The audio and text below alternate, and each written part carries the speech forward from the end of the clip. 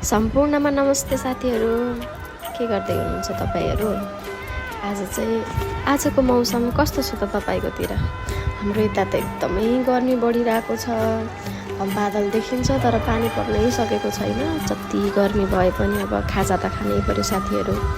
त्यही भएर जति गर्मी भए पनि गर्मी सहेरै भए पनि खाजा बनाउने तयारीतिर छु। आज चाहिँ हाम्रो खाजा छ।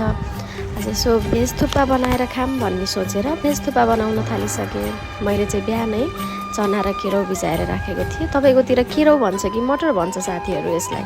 हामीले चाहिँ केराउ नै भन्छौँ है। यसलाई चाहिँ मजाले धोएर धोइ पखाली गरेर अनि आलु काटेर मैले मजाले भुट्न थालेँ।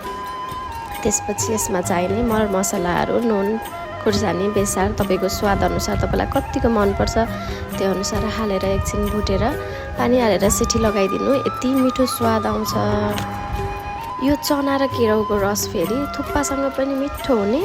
अब भातसँग खाँदा पनि यसको स्वाद त बेग्लै नै हुन्छ है साथीहरू।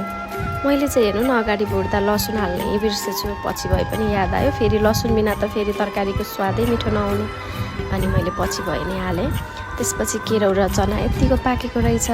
त्यसपछि म चाउचाउ बसाउने तयारीमा लागेँ। अब यसलाई चाहिँ तपाईँहरूले के भन्नुहुन्छ? अब चाउमिन भने पनि यही हो, अब थुक्पा भने पनि यही हो है साथीहरू। यसलाई पनि मजाले थोरै नुन, बेसार, तेल हालेर बोइल गरेपछि अनि यो पनि रेडी हुन्छ। यसलाई चाहिँ चिसो पानीले पखालेर राख्नुपर्छ एकछिन, नत्र फेरि यो छिट्टै डल्लो पर्छ क्या साथीहरू। त्यही भएर थोरै तेल लगाएर अनि राख्दा पनि हुन्छ। अब तपाईँहरूलाई जसरी सहज हुन्छ त्यसै गर्दा हुन्छ। आज चाहिँ तपाईँहरूले के खाजा खानुभयो त साथीहरू? सबैले आफ्नो भिडियो बनाएर पोस्ट गर्नु है त। धन्यवाद।